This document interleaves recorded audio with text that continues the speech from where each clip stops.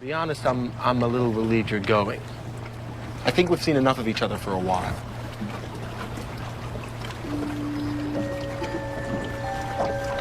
What? You can be a leech. You know that. And it's boring. You can be quite boring.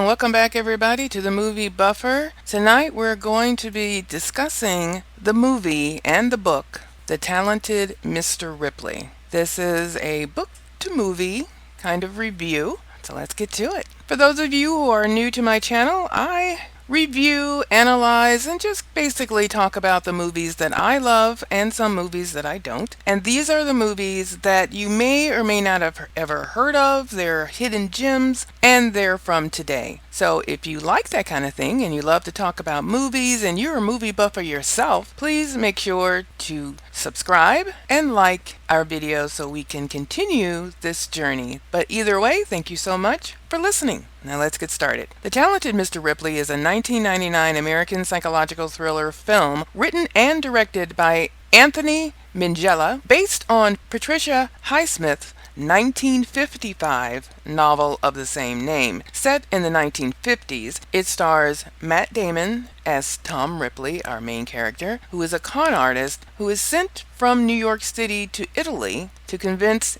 Dickie Greenleaf, a rich and spoiled playboy, to return home. However, after failing, Ripley takes extreme measures. Jude Law, Gwyneth Paltrow, Cate Blanchett, and Philip Seymour Hoffman also appear in supporting roles, and they're all amazing. This is just a great movie. Okay, there it is. We can stop because I just said it was great. But let's continue anyway. Apart from the beginning scenes filmed in New York City, the film was shot entirely on location in Italy. The cliffside resort town of Positano and various villages on the islands of Ischia and Procida near Naples, my favorite city of Italy. I loved it. Lived there for a few months. It was great, but let's move on. These were used to represent the fictional town of Mongibello. So Mongibello that's in the movie is not real.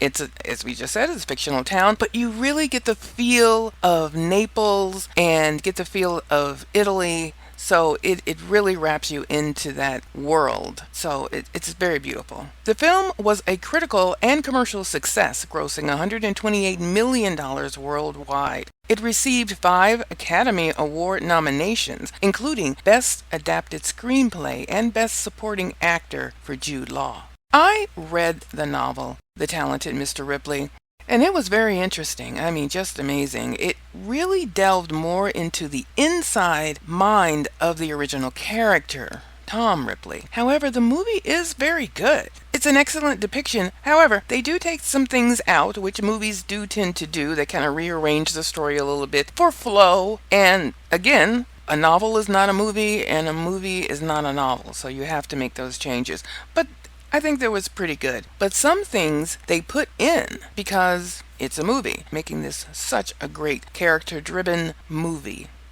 You definitely should watch it if you haven't already, and it speaks to something that speaks to me, which is probably not a good thing. Why do we kill? Why do we hurt people? Obviously because we are in pain and we need someone to blame for that pain, or we need someone to hurt again. But a lot of the times when we kill, and killing is the same thing as a lie, so you continue to kill. This is kind of what this movie is really all about. And the novel, it's about change. It's about metamorphosizing into something that you are not. Tom Ripley does not like being Tom Ripley. And when he ran into or got experience or an opportunity to be around such a wealthy, old money family, and he met Dickie. Actually, first he saw him as a love interest or buddy interest, and he wasn't really sure which one he really wanted, but he just wanted to be a part of that world. And then when he found out that that wasn't going to be as easy as he thought it was going to be, then the lies started being created.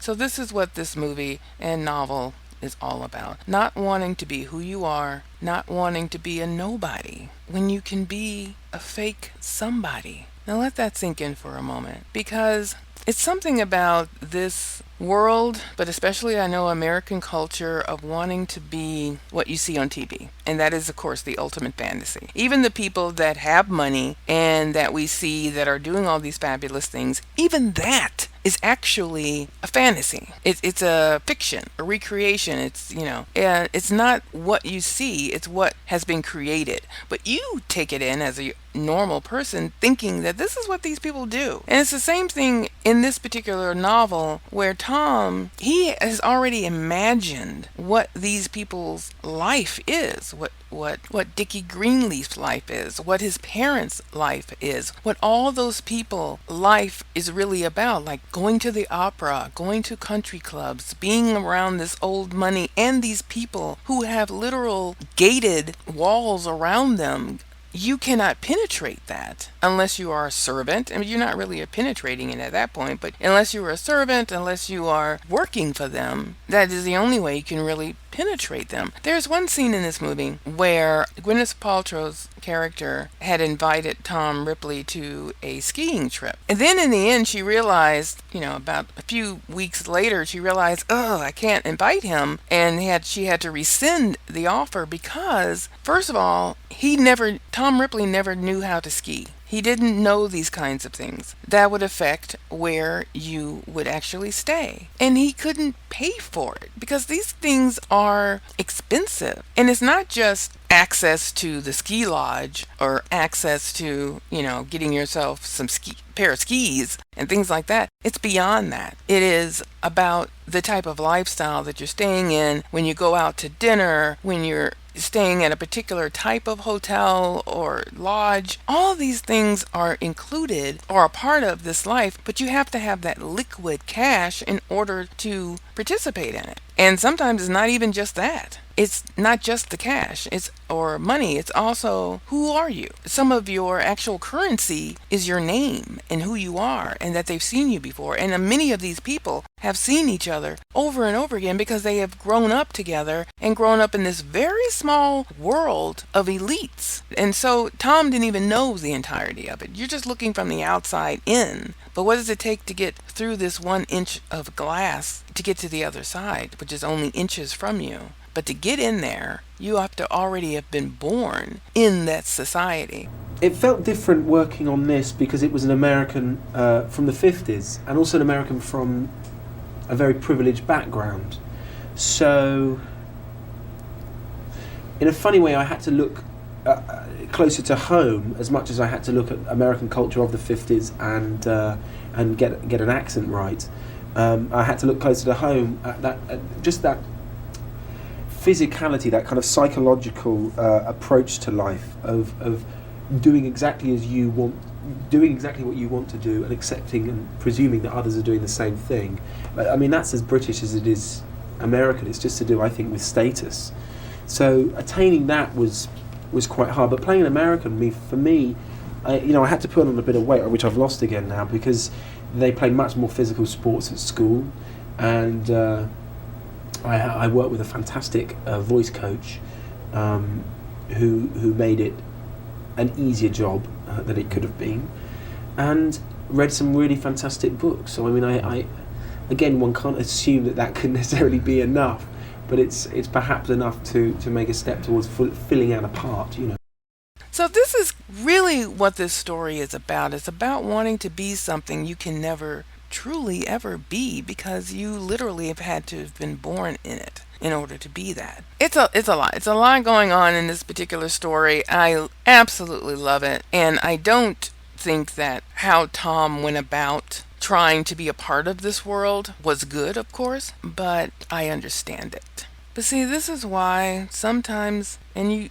you learn this, that some things just aren't worth it, you know? Life is not worth living because you know that in the next 40 years and the next 50 years or the next 2 years, you're going to be the same person doing the same things over and over again. So we go into this kind of a fantasy world to try to ignore, whether it be sitting and watching TV, watching reality TV, watching whatever, watching celebrity news and getting involved in that, getting involved in politics, trying to make a change, trying to build some sort of purpose in your life. So if I could change and if I could be somebody different, sure, that would be amazing. Otherwise, why should I be here? So enjoy the movie. Please watch it, and I'm going to talk about some of the things that I thought regarding the movie and everything. The movie speaks to me because I used to live in Naples, Italy for a brief moment, for about, 4 to 6 months, and I absolutely adored it. I wish I could go back and just live there forever. I love opera. I absolutely adore it. I love classical music. I love the fact that it doesn't remind me of anything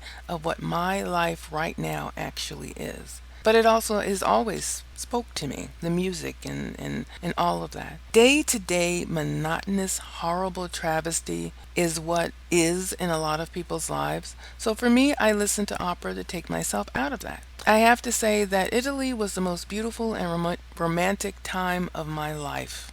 Leonardo DiCaprio declined this role of Tom Ripley, which went to Damon. Minghella cast Matt Damon after seeing his performance in Good Will Hunting because he felt the actor had the right mix of credibility, warmth, and generosity to engage the audience and help them understand how Ripley thinks and operates. Now that's interesting because for pretty much a con artist and murderer, that he felt, you needed credibility, you needed warmth and generosity, and this is what this character brings forth, which is why you can empathize with Tom Ripley. The character of Meredith Logue was not present in the novel itself, which I found interesting because I remember when I read the novel, and I read the novel after I saw the movie, I was looking for her. I wanted to know more about her. But she wasn't in the actual novel. Now, it was written in the screenplay specifically with Cate Blanchett in mind. He said he was entranced with Blanchett, which a lot of us are, after meeting with her and surprised that she was actually interested in playing such a small part. Minghella went on to write more scenes for the character to expand her role. Roger Ebert gave the film 4 out of 4 stars, calling it an intellectual thriller that is insidious in the way it leads us to identify with Tom Ripley. He's a monster, but we want him to get away with it, end quote. So, have you seen or read, or both, The Talented Mr. Ripley? What did you think of the movie and the novel? Please make sure to subscribe if you haven't already, and also like the video because, hey, that's free. Just a couple of clicks and boom, you've done so much. But thanks again for watching, and as always, guys, peace, 2 fingers.